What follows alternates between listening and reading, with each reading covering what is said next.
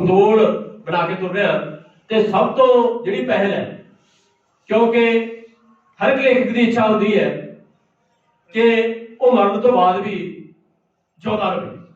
मौत हर एक नूं होनी है, पर लेखक की खूबी होती है कि वो चाहता है कि मैं मरण तो बाद भी थोड़ा बहुता समा जिउंदा रहा। बलदेव सिंह की उम्र बहुत लंबी हो सकती है, सैकड़े साल की हो सकती है, इन्होंने मरण तो बाद कल्याण विधि भी हो सकती है, पर मैनू भी लगता है कि मैं भी मरण तो बाद 50-60 साल जिउंदा रहा। सो मैं इसलिए भी लिखदा, इसलिए भी मेहनत करदा कि मेरी किसी किताब की गल मेरे मरण तो बाद भी पाठक करते रहन ते इस तरह मेरा तुहाडा जे साथ मिलता रहा। मैं तुहानूं विश्वास पाउणा कि मैं अज कहानी घर तो मैं तुहानूं दस सके 23-24 साल मैं टुटिया रहा, पर जे मैनूं 65 साल की उम्र है, 10 साल होर मिल गए तो मैं तुहाडे नाल वादा करदा कि मैं कहानी के खेतर च अपना नाम कड़ियालवी वांग बना के धन्यवाद।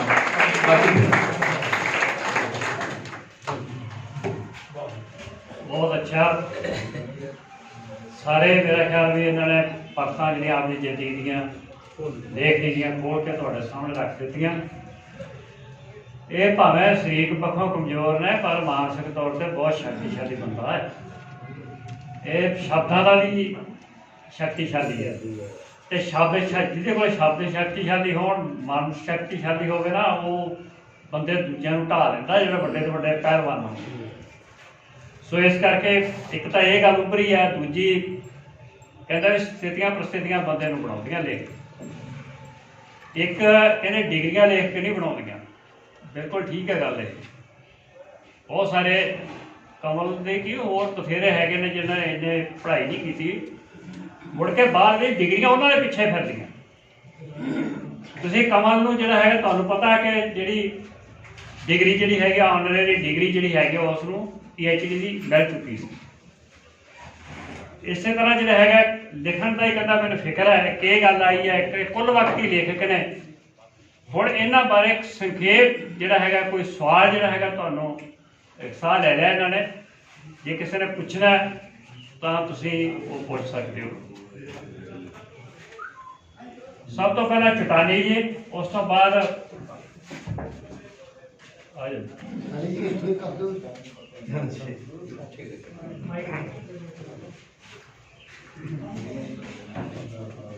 सत्कारयोग प्रधानगी मंडल और विद्वान दोस्तों भैनों,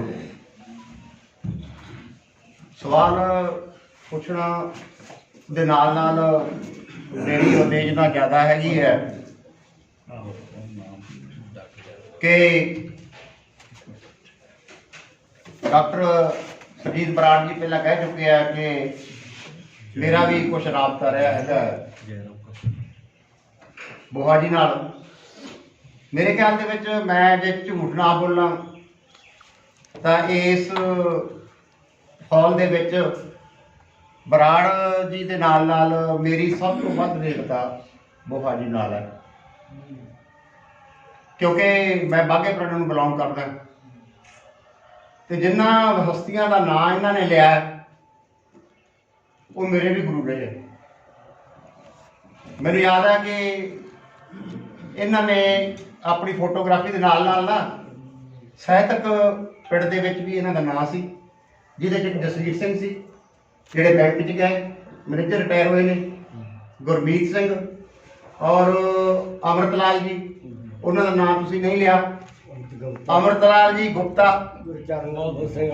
नहीं, मैं दसदा तुसीं बाद बोलिया जी, कोई नहीं। मेरा प्रभाव मैं भी उन्होंने तक बोलिया सारिਆਂ का। तेज सिंह चन्नू वाला, क्योंकि मैनू उन्होंने 76 च मैनू जो जॉब मिली है ना, फील्ड असिस्टेंट सी मैं, मेरी पहली जॉब डिवेलपमेंट डिपार्टमेंट। तो इन्हों की रैश new life studio market Giani Zail Singh market ਹੁੰਦਾ ਸ਼ਾਇਦ, ਜਾਂ ਉੱਥੇ ਤੁਹਾਡਾ ਅੱਡਾ ਸੀ? ਲਾਕੜਾ ਦੇ ਸਾਹਮਣੇ। ਤੁਹਾਡਾ ਅੱਡਾ ਸੀ ਜਿਹੜਾ ਉਹ ਉੱਥੇ ਵੀ ਸੀ ਜਿੱਥੇ ਅੰਮ੍ਰਿਤਲਾਲ ਜੀ ਗੋਪਾਲ। ਹਾਂਜੀ ਹਾਂਜੀ। ਇੱਕ ਤਰ੍ਹਾਂ ਸਵਾਲ ਹੈ ਜੀ ਸਰ, ਮੈਂ ਇਹਨੂੰ ਸਵਾਲ ਦਾ ਰੂਪ ਦੇ ਰਿਹਾ ਕਿਉਂਕਿ ਮੈਂ ਚਾਹੁੰਦਾ ਕਿ ਮੈਂ 2 ਮਿੰਟ ਬੋਲਾਂ, ਸਵਾਲ ਵੀ ਪੁੱਛੂੰਗਾ, ਇਹ ਸਿਰਫ ਇੰਟਰੋਡਕਸ਼ਨ ਹੈ। ਕਈ ਵਾਰੀ ਤੁਹਾਡੇ ਜਜ਼ਬਾਤ ਹੁੰਦੇ ਆ, ਇਹ ਬਰਾੜ ਸਾਹਿਬ ਜਦੋਂ ਬੋਲ ਰਹੇ ਸੀ ਨਾ, ਇਹ ਬੋਲ ਰਹੇ ਸੀ, ਮੈਂ ਕਹਿ ਰਿਹਾ ਸੀ ਮੈਂ ਮਾਈਕ ਹੀ ਫੜ ਲਾ ਹੁਣ, ਕਿਉਂਕਿ ਇੱਕ ਲਿੰਕ ਹੁੰਦੇ ਆ, ਇੱਕ ਤਰ੍ਹਾਂ ਦੀ ਭਾਵਨਾ ਹੁੰਦੀ ਹੈਗੀ ਹੈ। ਕਿਉਂਕਿ ਮੈਂ ਦੂਜਾ ਸ਼ਖਸ ਹੈ ਕਿ ਜਿਹੜਾ ਇਹਨਾਂ ਦੇ ਨਾਲ ਲੇਟਦਾ, ਤੇ ਉਦੋਂ ਨਾ ਮੈਨੂੰ ਸਹਾਇਤਾ ਨਹੀਂ ਸੀ ਨਾ, ਪਰ ਮੈਂ ਨਾ ਇਹਨੂੰ ਇਹ ਹੁੰਦਾ ਸੀ, ਇਹ ਸਹਿਤ ਸਭਾ ਹੈਗੀ ਹੈ, ਸਹਿਤ ਸਭਾ ਦੇ ਵਿੱਚ ਇਹ ਸੀ ਔਰ ਅਮਰਤਾਲ ਗੁਪਤਾ ਸੀ ਤੇ ਕਾਮਰੇਡ ਤੇਜ ਸਿੰਘ ਚੰਨੂਵਾਲਾ ਤੇ ਬਰਾੜ ਸਾਹਿਬ ਮੇਰੇ ਕੋਲ ਬਾਅਦ ਚ ਆਉਂਦੇ ਆ, 78 ਤੋਂ ਬਾਅਦ ਆਉਂਦੇ ਆ ਸ਼ਾਇਦ। ਹਾਂਜੀ, ਮੈਂ 78 ਤੋਂ ਲੈ ਕੇ 83 ਤੱਕ ਇਹਨਾਂ ਦਾ ਨਿੱਘ ਮਾਣਿਆ, ਪ੍ਰਤੱਖ ਜਾਂ ਅਪ੍ਰਤੱਖ ਰੂਪ ਚ। ਕਈ ਵਾਰੀ ਤੁਸੀਂ ਨਾ ਭਾਵ ਡਾਇਰੈਕਟ ਨਹੀਂ ਹੁੰਦੇ ਲਿੰਕ ਤੁਹਾਡੇ, ਪਰ ਤੁਸੀਂ ਨਾ ਤੁਹਾਡੇ ਤੇ ਇੱਕ ਇਸ ਤਰ੍ਹਾਂ ਦੀ ਭਾਵਨਾ ਹੁੰਦੀ ਹੈ, ਇਮੋਸ਼ਨਲ ਜਿਹੜੀ ਅਪਰੋਚ ਹੁੰਦੀ ਹੈ। ਤਾਂ ਮੈਂ ਇਹੀ ਕਹਿਣਾ, ਮੈਨੂੰ ਬੜਾ ਟਾਈਮ ਨਹੀਂ ਦੇ ਰਹੇ, ਕਹਿੰਦੇ ਸਵਾਲ ਹੀ ਪੁੱਛੋ। मेरा जवाब ही एक सवाल है, मेरा जवाब ही एक सवाल है। सवाल तो मैं क्या करूं, सवाल मैं ਤੁਹਾਨੂੰ ਇਹ ਕਰਦਾ ਕਿ ਤੁਸੀਂ ਬਾਗੇ ਪੁਰਾਣੇ ਆਏ, ਤੁਹਾਡੀ ਜਨਮ ਭੂਮੀ ਤੁਸੀਂ ਕਿਹਾ ਸਾਹਿਤਕ ਭੂਮੀ, ਸਾਹਿਤਕ ਭੂਮੀ ਜਨਮ ਵੀ ਹੋ ਗਿਆ ਕਿ ਤੁਸੀਂ ਉੱਥੇ ਹੀ ਸਿੱਖਿਆ ਸਾਰਾ ਕੁਝ। ਤੇ ਕੀ ਕਾਰਨ ਸੀ ਤੁਸੀਂ ਨਵੇੜੀ ਹਰਮਨ ਪਿਆਰੀ ਜਿਹੜੀ ਜਨਮ ਸਾਹਿਤਕ ਜਨਮ ਭੂਮੀ ਨੂੰ ਛੱਡਿਆ? ਤੇ ਬਸ ਇਹੀ ਹੈ ਕਿ ਬਾਕੀ ਜੇ ਟਾਈਮ ਦੇ ਦਿੰਦੇ ਤਾਂ ਮੈਂ 20 ਮਿੰਟ ਹੋਰ ਬੋਲਣਾ ਸੀ। ਮੈਂ ਹੁਣ ਨਹੀਂ ਹੁਣ ਚਲੋ ਇਹ ਕਹਿੰਦੇ ਗੱਲ ਤਾਂ ਸੁਣਾ ਦਿਓ ਮੈਨੂੰ ਨਾਲ ਹੀ, ਕਹਿੰਦੇ ਦੂਜੇ ਸੈਸ਼ਨ ਚ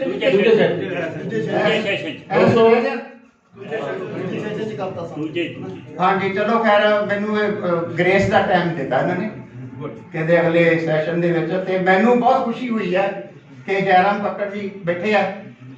ਇਹਨਾਂ ਨਾਲ, ਇਹਨਾਂ ਤੋਂ ਵੀ ਪਹਿਲਾਂ ਸੀ ਤੁਹਾਡੇ ਨਾਲ, ਕਿਉਂਕਿ ਮੇਰੀ ਉਮਰ, ਅੱਛਾ ਇਹ ਇੱਕ ਹੋਰ ਸਬਾਬੇ ਹੈ ਕਿ ਹਮ ਉਮਰ ਹੈ, ਮੇਰਾ 55 ਦਾ ਜਨਮ ਹੈ, ਤੁਹਾਡਾ 56 ਦਾ, ਇਹ ਹੋਰ ਵੀ ਖੁਸ਼ੀ ਹੈ। ਧੰਨਵਾਦ, ਬਹੁਤ ਬਹੁਤ ਸ਼ੁਕਰੀਆ ਕਾਲੀ ਸਾਹਿਬ।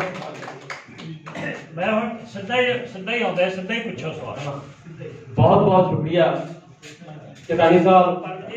ਮੈਂ ਬਾਗੇ ਪੁਰਾਣੇ ਤੋਂ ਬੋਹਾ ਕਿਉਂ ਗਿਆ, ਮੈਨੂੰ ਪਤਾ ਹੈ ਕਿ ਜੇ ਮੈਂ ਬਾਗੇ ਪੁਰਾਣੇ ਰਹਿੰਦਾ, ਮੋਗੇ ਹੀ ਰਹਿੰਦਾ, ਤਾਂ ਮੈਂ ਭਾਈ ਸਾਹਿਬ ਦੇ ਨਾਲ ਵੱਡਾ ਬਿਜ਼ਨਸਮੈਨ ਹੋਣਾ ਸੀ।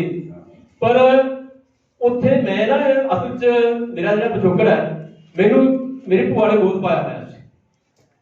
ਮੇਰੇ ਭੂਆ ਜੀ ਉੱਥੇ ਬਿਮਾਰ ਰਹਿਣ ਲੱਗ ਪਏ, ਤਾਂ ਮੈਨੂੰ ਲੱਗਿਆ ਕਿ ਉਹਨਾਂ ਦੀ ਸੇਵਾ ਸੰਭਾਲ ਕੇ ਮੈਨੂੰ ਉੱਥੇ ਜਾਣਾ ਚਾਹੀਦਾ ਹੈ। ਇਕੱਲੇ ਸੀ, ਉਹਨਾਂ ਦਾ ਕੋਈ ਬੱਚਾ ਨਹੀਂ ਸੀ, ਫੁੱਫੜ ਸਾਡਾ ਗੁਜ਼ਰ ਗਿਆ ਸੀ। ਸੋ ਬਾਗਾ ਪੁਰਾਣਾ ਛੱਡਣਾ ਮੇਰੀ ਖੁਸ਼ੀ ਨਹੀਂ, ਮੇਰੀ ਮਜਬੂਰੀ ਸੀ। ਇਸ ਕਰਕੇ ਮੈਂ ਬਾਗਾ ਪੁਰਾਣਾ ਤੋਂ ਬਹੁਤ ਹੈ। ਪੰਜੇ ਝੂਠ ਚੱਕ ਆਲੋਚਕ ਦੀ ਸਪੀਚ ਤੇ ਮੈਂ ਕੋਈ ਆਲੋਚਨਾ ਨਹੀਂ ਕਰਾਂਗਾ। ਇੱਕ ਸਵਾਲ ਮੈਂ ਇਹਨਾਂ ਦੀ ਸਪੀਚ ਨੂੰ ਡਿਫਰ ਕਰਦਾ ਹੋਇਆ ਇਹ ਕਰਨਾ ਚਾਹਾਂਗਾ। ਜਿੰਨਾ ਕੁ ਮੈਂ ਅਨੈਲਿਸਿਸ ਕੀਤਾ ਸਪੀਚ ਤੋਂ, ਜਿੰਨਾ ਕੁ ਮੈਂ ਇਹਨਾਂ ਦੀ ਸਪੀਚ ਤੋਂ ਅਨੈਲਿਸਿਸ ਕੀਤਾ, ਮੈਂ ਸਮਝ ਰਿਹਾ ਕਿ ਇਹਨਾਂ ਨੇ ਪ੍ਰਾਇਮਰੀ 1962 ਤੋਂ ਲੈ ਕੇ 1966 ਤੱਕ ਕੀਤੀ ਹੋਵੇਗੀ, ਔਰ ਮੈਟ੍ਰਿਕ ਪੱਧਰ ਤੱਕ 72-73 ਤੱਕ ਜ਼ਰੂਰ ਗਏ ਹੋਣਗੇ। ਔਰ ਉਸ ਸਮੇਂ ਇਹਨਾਂ ਨੇ ਆਪਣੀ ਸਪੀਚ ਦੇ ਵਿੱਚ ਕਿਹਾ ਗਿਆ ਕਿ ਮੈਂ ਅਧਿਆਪਕਾਂ ਦੇ ਮਜ਼ਾਕ ਦਾ ਪਾਤਰ ਬਣ ਗਿਆ। ਮੈਂ ਇਹ ਗੱਲ ਤੋਂ ਬਿਲਕੁਲ ਡਿਫਰ ਕਰੂੰਗਾ ਕਿ ਅਧਿਆਪਕ ਕਦੇ ਵੀ ਸਟੂਡੈਂਟ ਨੂੰ ਮਜ਼ਾਕ ਦਾ ਪਾਤਰ ਨਹੀਂ। ਆਪਣੇ ਵਿੱਚ ਮੇਰੇ ਖਿਆਲ ਵਿੱਚ ਕਾਫੀ ਵੱਡੀ ਮਾਤਰਾ ਦੇ ਵਿੱਚ ਅਧਿਆਪਕ ਵਰਗ ਤੋਂ ਸਾਹਿਤਕਾਰ ਪਹੁੰਚੇ ਹੋਏ ਨੇ, ਔਰ ਮੈਂ शायद मैं गुस्ताखी कर रहा हूँ कि उस समय का अध्यापक गुरु तो भी बढ़ के अपने गुरु तो भी बहुत ज़्यादा बढ़ के अपने स्टूडेंट ਨੂੰ ਸਰਕਾਰ ਦਿੰਦੇ ਸੀ। सो मैं ਬੋਹਾ ਜੀ ਨੂੰ ਇਹ ਬੇਨਤੀ ਕਰਾਂਗਾ ਕਿ ਉਹ ਸਾਹਿਤਕਾਰ ਦੋਸਤਾਂ ਨੂੰ ਇਹ ਗੱਲ ਬਿਲਕੁਲ ਸਪਸ਼ਟ ਕਰ ਕਿ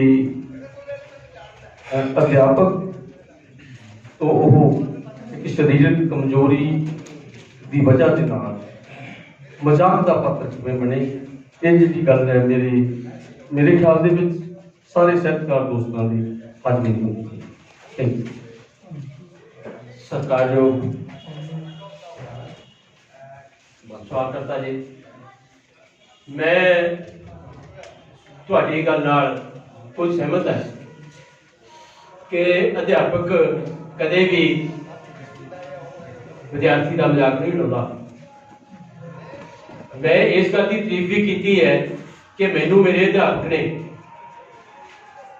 ਪਹਿਲੀ ਜਿਹੜੀ ਥਾਪੜਾ ਦਿੱਤਾ ਕਿ ਤੂੰ ਲੇਖਕ ਬਣੇਗਾ, ਉਹ ਮੇਰਾ ਅਧਿਆਪਕ ਹੀ ਸੀ। ਜੇ ਉਹ ਮੈਨੂੰ ਥਾਪੜਾ ਨਾ ਦਿੰਦੇ ਤਾਂ ਮੈਨੂੰ ਇੱਕ ਜੀਵਨ ਦਾ ਲਕਸ਼ ਨਹੀਂ ਸੀ ਮਿਲਣਾ। ਸੋ ਸਾਰੇ ਅਧਿਆਪਕ ਇੱਕੋ ਜਿਹੇ ਨਹੀਂ ਹੁੰਦੇ, ਪਰ ਇੱਕ ਅਧਿਆਪਕ ਜਿਹਨੇ ਮੇਰਾ ਬਚਪਨ ਦਾ ਨਾਂ ਨੰਨੀ, ਜਿਹਨੇ ਮੈਨੂੰ ਨੰਨੀ ਪਹਿਲਵਾਨ, ਉਹਨੇ ਕਟਾਕਸ਼ ਕੇ ਹੱਸ, ਉਹ ਨੰਨੀ ਪਹਿਲਵਾਨ, ਉਹਨੇ ਮੇਰੇ ਸਰੀਰ ਵੇਖ ਕੇ ਉਹਨੇ ਮੇਰਾ ਨਾਮ ਪਹਿਲਵਾਨ ਰੱਖਤਾ, ਪੁੱਟ ਰੱਖ ਦਿੰਦੇ ਆ, ਤਾਂ ਮੇਰਾ ਨਾਮ ਉਹਨੇ ਪਕਾਤਾ, ਸਾਰੇ ਜਮਾਤੀ ਲੈਣ ਲੱਗੇ। ਦੂਸਰੇ ਅਧਿਆਪਕ ਨੇ ਮੇਰਾ ਨਾਮ ਫਿਲਾਸਫਰ ਰੱਖਤਾ, ਜਿਹੜਾ ਕਹਿੰਦੀ ਸੀ ਉਹ ਚੰਗੀ ਨੇ ਸੈਂਸ ਰੱਖਿਆ ਸੀ, ਬਾਅਦ ਚ ਮੈਨੂੰ ਫਿਲਾਸਫਰ ਕਹਿਣ ਲੱਗੇ। ਸੋ ਅਧਿਆਪਕ ਕਈ ਵਾਰ ਅਚੇਤ ਰੂਪ ਚ ਹੁੰਦਾ ਤਾਂ ਮਨੁੱਖੀ ਹੈ, ਉਹ ਕੋਈ ਮਤਲਬ ਕਿ ਸਾਡੇ ਚ ਹੁੰਦਾ ਹੈ ਆਪਣਾ ਅਧਿਆਪਕ, ਅਚੇਤ ਰੂਪ ਚ ਵੀ ਕਈ ਵਾਰ ਅਜਿਹੀਆਂ ਗੱਲਾਂ ਕਰ ਜਾਂਦਾ ਹੈ ਅਧਿਆਪਕ। ਗਧਿਆਂ ਦਾ ਪੁੱਤਾ, ਫਲਾਣਿਆਂ ਪੁੱਤਾ, ਆਮ ਸਾਡੇ ਉਦੋਂ ਕਿਹਾ ਜਾਂਦਾ ਸੀ। ਹੁਣ ਤਾਂ ਅਧਿਆਪਕ ਨੇ ਇੰਨੀ ਭਾਸ਼ਾ ਨਹੀਂ ਬੋਲਦੇ, ਪਰ ਉਸ ਸਮੇਂ ਚ ਸੂਰ ਦਾ ਪੁੱਤਾ, ਗਧੇ ਦਾ ਪੁੱਤਾ ਆਮ ਅਧਿਆਪਕ ਕਹਿੰਦੇ ਸੀ।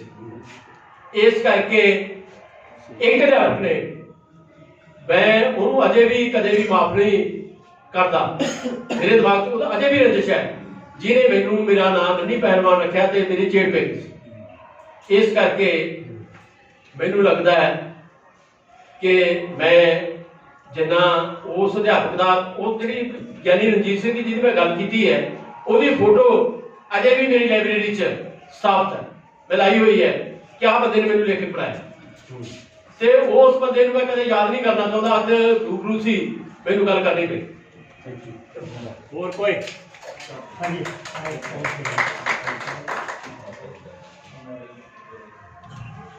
ਇੱਥੇ ਬੋਲਦਾ ਕੋਈ ਨਹੀਂ।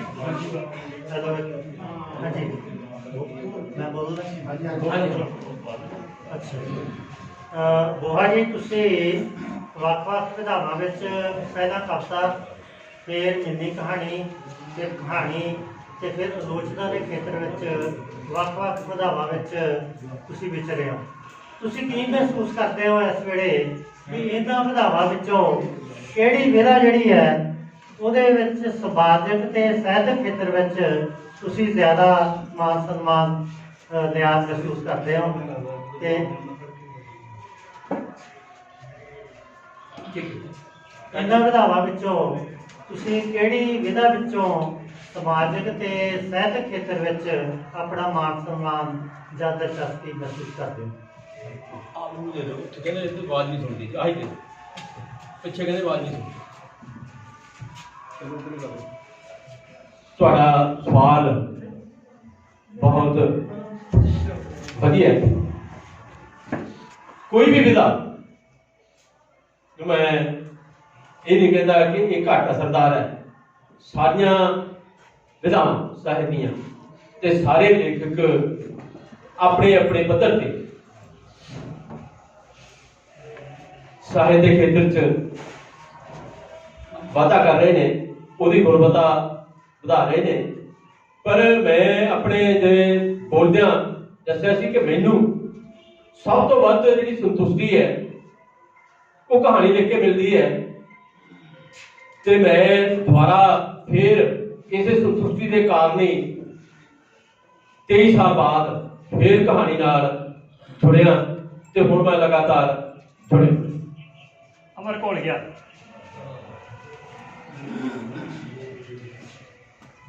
ਸਤਿਕਾਰਯੋਗ ਪ੍ਰਧਾਨ ਮੰਡਲ ਤੇ ਹਾਜ਼ਰ ਸਤਿਕਾਰ ਦੋਸਤੋ, ਬਹੁਤ ਹੀ ਤੁਹਾਡੀ ਲਾਈਫ ਜਿਵੇਂ ਤੁਸੀਂ ਬਿਆਨ ਕੀਤੀ ਹੈ ਪ੍ਰੇਰਨਾ ਵਾਲੀ ਹੈ, ਜਿਵੇਂ ਸਰੀਰਕ ਤੌਰ ਤੇ ਉਸ ਤੋਂ ਬਾਅਦ ਤੁਸੀਂ ਉਸ ਤੋਂ ਅੱਗੇ ਨਿਕਲੇ। ਸਾਰਾ ਕੁਝ ਹੀ ਮੈਂ ਤੁਹਾਨੂੰ ਨਹੀਂ ਮਿਲਿਆ, ਪਰ ਤੁਹਾਡੀਆਂ ਲਿਖਤਾਂ ਮੈਂ ਪੜ੍ਹਦਾ ਰਹਿੰਦਾ, ਤੁਸੀਂ ਸਮੀਖਿਆ ਕਰਦੇ ਹੋ, ਉਹ ਵੀ ਪੜ੍ਹਦੇ। ਤੁਸੀਂ ਗੱਲ ਕੀਤੀ ਹੈ ਕਿ ਬਾਘੇ ਪੁਰਾਣੇ ਦੇ ਵਿੱਚ ਕਾਮਰੇਡਾਂ ਦੇ ਨਾਲ ਤੁਹਾਡਾ ਸਟਾਰਟਿੰਗ ਦਾ ਜਿਹੜਾ ਸੀਗਾ ਉਹ ਮਤਲਬ ਸਟਾਰਟ ਤੁਸੀਂ ਉੱਥੇ ਹੋਏ ਆ, ਕਾਮਰੇਡਾਂ ਨਾਲ ਤਾਲਮੇਲ ਹੋਇਆ। ਮੈਂ ਇਹ ਪੁੱਛਣਾ ਚਾਹਾਂਗਾ ਕਿ ਤੁਸੀਂ ਵਧੀਆ ਹੋ, ਕਿਉਂਕਿ ਤੁਹਾਡੀ ਲਾਈਫ ਬੜੀ ਵਧੀਆ ਹੈਗੀ ਹੈ, ਤੇ ਜਿਵੇਂ ਕਾਮਰੇਡ ਸੁਰਜੀਤ ਗਿੱਲ ਜੀ ਦੀ ਗੱਲ ਤੁਸੀਂ ਕੀਤੀ ਹੈ, ਬਰਾੜ ਸਾਹਿਬ ਵੀ ਉਹਨਾਂ ਦੇ ਨਾਲ ਵਾਬਸਤਾ ਰਹੇ ਆ, ਮੈਂ ਵੀ, ਕਿਉਂਕਿ ਮੇਰੇ ਪਿੰਡ ਦੇ ਸੀਗੇ, ਵਧੀਆ ਸੀ।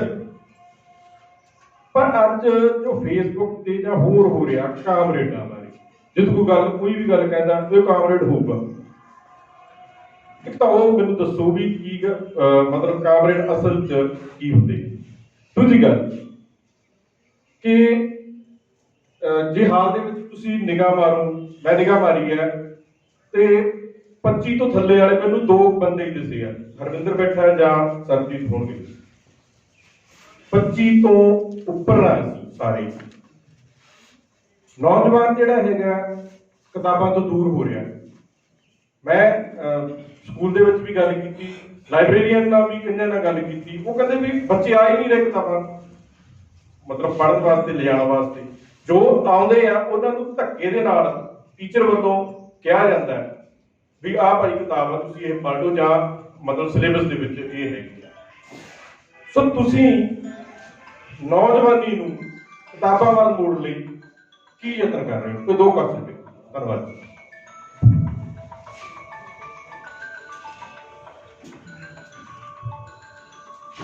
ਸੋ ਦੋਸਤੋ, ਇਹ ਗੱਲਾਂ 1978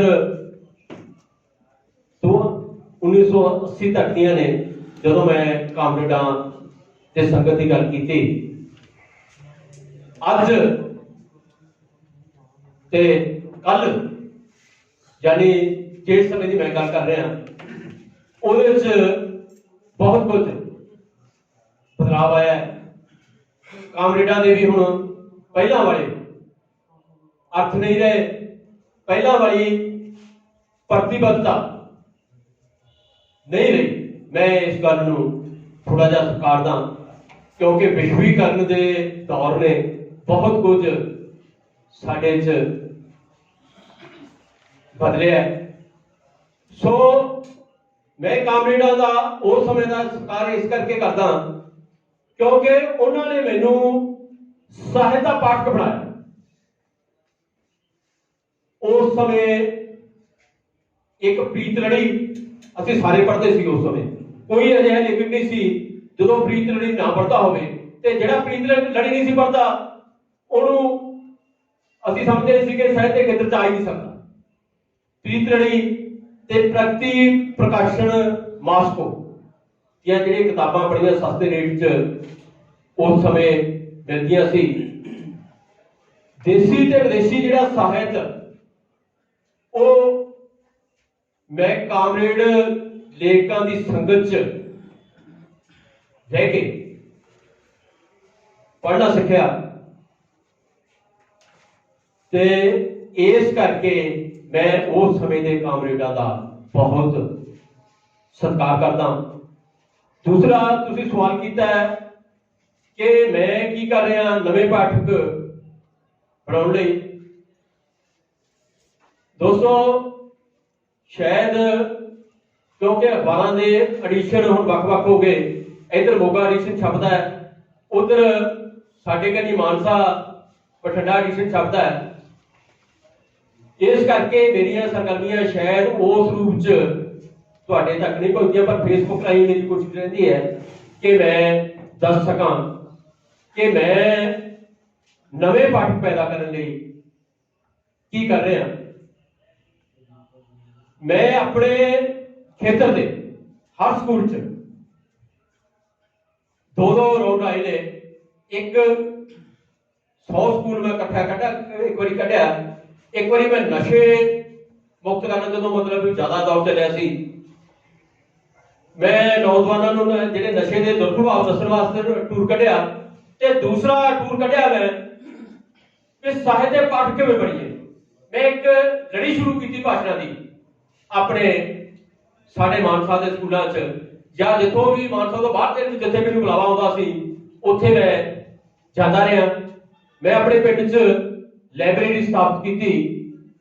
ਪਰ ਅੱਜ ਦਾ ਇੰਟਰਨੈਟ ਦਾ ਯੁੱਗ ਹੈ, ਮੈਂ ਮੰਨਦਾ ਕਿ ਸਾਹਿਤ ਦੇ ਜਿਹੜੇ ਪਾਠਕ ਹੁਣ ਘਟ ਰਹੇ ਨੇ, ਤੇ ਇਸੇ ਕਰਕੇ ਮੈਂ ਡੇਲੀ ਜਿਹੜਾ ਇੱਕ ਪੋਸਟ ਪਾਉਣਾ ਫੇਸਬੁੱਕ ਤੇ, ਉਹਦਾ ਇੱਕੋ ਹੀ ਕਾਰਨ ਹੈ ਕਿ ਮੈਨੂੰ ਲੱਗਦਾ ਹੈ ਕਿ ਆਉਣ ਵਾਲਾ ਸਮਾਂ ਪ੍ਰਿੰਟ ਸਾਹਿਤ ਦਾ ਪਾਠਕ ਲਗਾਤਾਰ ਘਟ ਰਿਹਾ ਹੈ ਤੇ ਇੰਟਰਨੈਟ ਸਾਹਿਤ ਦਾ ਪਾਠਕ ਵੱਧ ਰਿਹਾ ਹੈ। ਜੇ ਅਸੀਂ ਇਸ ਇੰਟਰਨੈਟ ਤੋਂ ਦੂਰ ਰਹਿ ਗਏ, ਪਾਠਕ ਨੇ ਸਾਡੇ ਕੋਲੇ ਚੱਲ ਕੇ ਨਹੀਂ ਆਉਣਾ। ਪਾਠਕਾਂ ਕੋਲੇ ਜਿਹੜਾ ਆਉਣ ਵਾਲਾ ਸਮਾਂ ਹੈ ਪੂੰਜੀਵਾਦ ਦਾ ਦੌਰ ਹੈ, ਸਾਨੂੰ ਖੁਦ ਉਹਨਾਂ ਕੋਲ ਚੱਲ ਕੇ ਜਾਣਾ ਪੈਣਾ ਹੈ।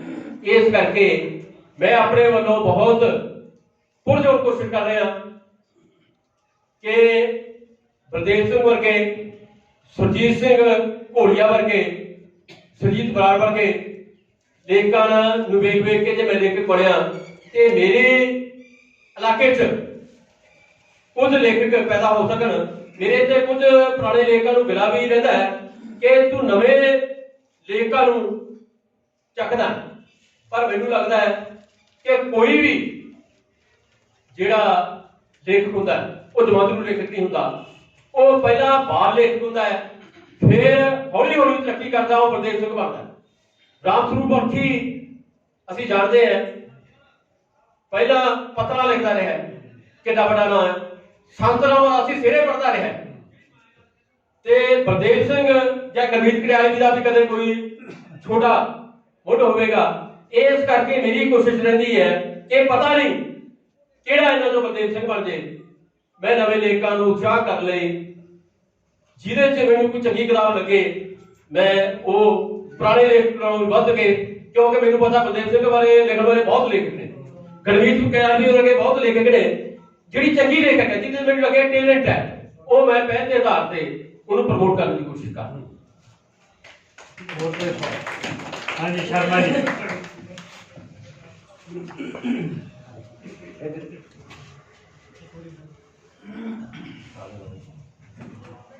नाजरीन सब नमस्कार। बुआ जी जो तुसी हुणे ही बोल के हटे ਉਹਦੇ ਵਿੱਚ ਤੁਸੀਂ ਲੇਖਕ ਬਣ ਲਈ ਇੱਕ ਪਹਿਲੀ ਕੰਡੀਸ਼ਨ ਕਹਿ ਲਓ, ਸ਼ਰਤ ਕਹਿ ਲਓ ਉਸਨੂੰ, ਉਹ ਤੁਸੀਂ ਮੈਂਸ਼ਨ ਕੀਤਾ ਕਿ ਮਨੁੱਖ ਦੇ ਅੰਦਰ ਉਦਾਂ ਦੀ ਫੀਲਿੰਗ ਵੀ ਹੋਣੀ ਚਾਹੀਦੀ ਹੈ, ਜਾਂ ਦੂਸਰੇ ਦੇ ਦਰਦ ਨੂੰ ਆਪਦੇ ਅੰਦਰ ਦਰਦ ਮਹਿਸੂਸ ਕਰਨ ਦੀ ਜਾਂ ਸਮਾਜ ਦੇ ਦਰਦ ਨੂੰ ਮਹਿਸੂਸ ਕਰਨ ਦੀ ਉਹਦੇ 'ਚ ਗੁਣ ਹੋਣਾ ਚਾਹੀਦਾ। ਹੁਣ ਜਿੰਨੇ ਵੀ, ਮੈਂ ਸਾਰਿਆਂ ਬਾਰੇ ਤਾਂ ਨਹੀਂ ਇਹ ਸ਼ਬਦ ਕਹਿ ਸਕਦਾ, ਜਿੰਨੇ ਲੇਖਕ ਦੇਖੀਦੇ ਆ ਉਹਨਾਂ ਬਹੁਤਾਂਤ ਦੇ ਵਿੱਚ ਐਸਾ ਦੇਖਣ ਨੂੰ ਮਿਲਦਾ ਨਹੀਂ। ਉਹਨਾਂ ਦਾ ਜ਼ਿੰਦਗੀ ਦਾ ਵਿਵਹਾਰ ਦੱਸਦਾ, ਉਹ ਸਿਰਫ ਲਿਖਣ ਦੀ ਖਾਤਰ ਲਿਖਦੇ ਆ। ਮੈਂ ਆਪ ਜੀ ਨੂੰ ਗੁਜ਼ਾਰਿਸ਼ ਕਰਦਾ ਕਿ ਇਹਦੇ ਬਾਰੇ ਕੁਝ ਕਹੋ।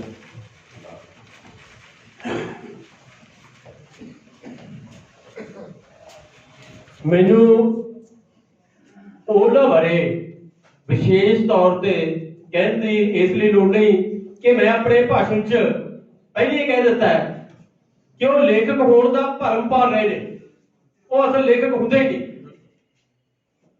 ਮੈਂ ਪਹਿਲਾਂ ਇਹ ਕਹਿ ਚੁੱਕਿਆ। ਠੀਕ ਹੈ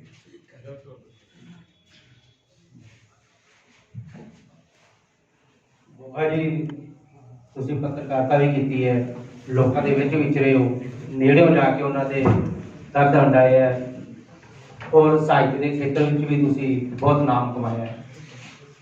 ਦੋਨਾਂ ਨੂੰ ਤੁਸੀਂ ਆਪਸ ਵਿੱਚ ਕਿਵੇਂ ਕੰਪੇਅਰ ਕਰੋਗੇ? ਦੋਨਾਂ ਵਿੱਚੋਂ ਤੁਹਾਨੂੰ ਕਿਹੜੀ ਫੀਲਡ ਸਭ ਤੋਂ ਵਧੀਆ ਲੱਗੀ ਵੀ ਅਸੀਂ ਆਮ ਪਾਠਕ ਦੇ ਨੇੜੇ ਜਾ ਸਕੀਏ ਔਰ ਉਹਨਾਂ ਦੇ ਦੁੱਖ ਦਰਦ ਨੂੰ ਸਮਾਜ ਦੇ ਵਿੱਚ ਲਿਆ ਸਕੀਏ? ਇਹ ਗੱਲ ਵੀ ਮੈਂ ਪਹਿਲਾਂ ਸਪਸ਼ਟ ਕਰ ਚੁੱਕਿਆ ਕਿ ਸਾਹਿਤ ਮੇਰੇ ਲਈ ਪਹਿਲ ਹੈ, ਪੱਤਰਕਾਰੀ ਇਸ ਦੀ ਸਹਾਇਕ ਹੈ। ਇਹ ਮੈਨੂੰ ਸਾਹਿਤ ਰਚਨ ਲਈ ਕੱਚਾ ਮਸਾਲਾ ਦਿੰਦੀ ਹੈ। ਇਹ ਮੇਰੇ ਲੋਕਾਂ ਜਿਨ੍ਹਾਂ ਬਾਰੇ ਲਿਖਣਾ ਹੈ ਉਹਨਾਂ ਦੇ ਨੇੜੇ ਜਾਣ ਦਾ ਮੌਕਾ ਦਿੰਦੀ ਹੈ। ਮੈਂ ਜਿੱਥੋਂ ਤੱਕ ਸੰਤੁਲਨ ਦੀ ਗੱਲ ਹੈ, ਮੈਂ ਸਾਹਿਤ ਲਿਖਣ ਤੇ ਪੱਤਰਕਾਰੀ ਦਾ ਇੱਕ ਸਮਾਂ ਨਿਸ਼ਚਿਤ ਕੀਤਾ ਹੈ ਕਿ ਮੈਂ ਕਿੰਨੇ ਵਜੇ ਖਬਰਾਂ ਲਿਖਣੀ ਹੈ, ਕਿੰਨੇ ਵਜੇ ਕੋਈ ਰਾਜਨੀਤਿਕ ਵਿਸ਼ੇ ਤੇ ਲੇਖ ਲਿਖਣਾ ਹੈ ਤੇ ਕਿੰਨੇ ਵਜੇ ਆਲੋਚਨਾ ਕਰਨੀ ਹੈ, ਕਿੰਨੇ ਵਜੇ ਮੈਂ ਮੌਲਿਕ ਕੋਈ ਲਿਖ ਲਿਖਣੀ ਹੈ। ਇਸ ਕਰਕੇ ਮੈਨੂੰ ਕੋਈ ਸੰਤੁਲਨ ਇਹਨਾਂ ਦੇ ਬਣਾਉਣ 'ਚ ਕੋਈ ਦਿੱਕਤ ਨਹੀਂ ਆਉਂਦੀ। ਮੈਂ 5-6 ਘੰਟੇ ਕੰਪਿਊਟਰ ਤੇ ਗੁਜ਼ਾਰਦਾ ਤੇ ਵੱਧ ਸਮਾਂ ਮੈਂ ਸਾਹਿਤ ਨੂੰ ਦਿੰਦਾ ਤੇ ਮੌਲਿਕ ਲੇਖ ਨੂੰ ਦਿੰਦਾ। ਅੱਜ ਅੱਗੇ ਗੁਰਪ੍ਰੀਤ।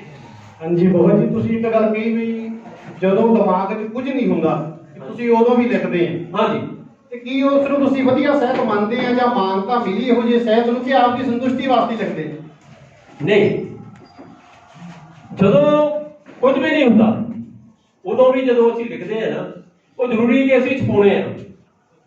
ਅਸੀਂ ਕੋਈ ਵਿਚਾਰ ਸਾਡੇ 'ਚ ਆ ਜਾਂਦਾ ਹੈ, ਉਹਨੂੰ ਅਸੀਂ ਕੱਚੇ ਰੂਪ 'ਚ ਲਿਖ ਕੇ ਰੱਖ ਲੈਂਦੇ ਹਾਂ। ਫਿਰ ਸਮਾਂ ਪੈਣ ਤੇ ਕਈ ਵਿਚਾਰ ਮੈਂ ਮਤਲਬ ਵੀ ਇੱਕ ਰਚਨਾ ਲਿਖ ਕੇ 5-6 ਸਾਲ ਤੋਂ ਬਾਅਦ ਵੀ ਮੈਨੂੰ ਲੱਗਦਾ ਹੈ ਕਿ ਇਹਦੇ 'ਚ ਇਹ ਹੋ ਸਕਦਾ ਹੈ, ਮੈਂ ਦੁਬਾਰਾ ਲਿਖ ਲੈਂਦਾ।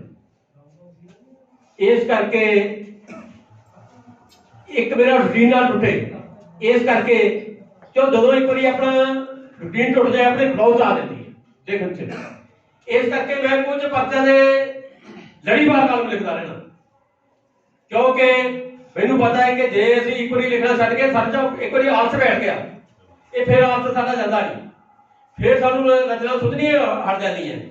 ਮੈਂ ਜੇ ਲੜੀਵਾਰ ਕਾਲਮ ਲਿਖਦਾ, ਬੇਸ਼ੱਕ ਮਿਹਨਤ ਹੋਣ, ਬੇਸ਼ੱਕ ਕੋਈ ਹੋਰ ਪਰਚਾ ਹੋਣ, ਇਸ ਕਰਕੇ ਲਿਖਦਾ ਕਿ ਮੈਂ ਨਿਰੰਤਰ ਸਾਹਿਤ ਦੇ ਖੇਤਰ ਨਾਲ ਜੁੜਿਆ ਰਹਿ ਸਕਾਂ। ਹੋਰ ਕੋਈ?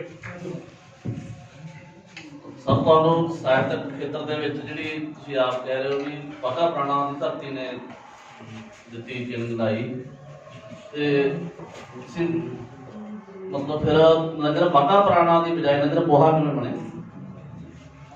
ਨਜ਼ਰ ਬਾਘਾ ਪੁਰਾਣਾ ਕਿਉਂ ਨਹੀਂ ਹੋ ਪਾਇਆ ਜਦੋਂ ਇਸ ਧਰਤੀ ਨੇ ਸਾਨੂੰ ਨਾ ਦਿੱਤਾ?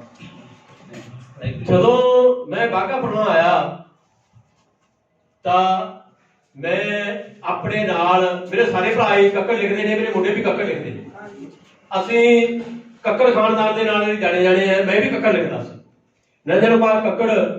ਪਰ ਜਦੋਂ ਵੀ ਅਸੀਂ ਮਾਤ ਭਾਸ਼ਾ ਜਿਹੜੀ ਮਾਤ ਭੂਮੀ ਹੈ ਉਹਦਾ ਪਿਆਰ ਵੀ ਕੋਈ ਛੱਡ ਨਹੀਂ ਸਕਦਾ, ਉਹ ਮੁੱਢਲਾ ਪਿਆਰ ਹੁੰਦਾ ਸਾਡਾ।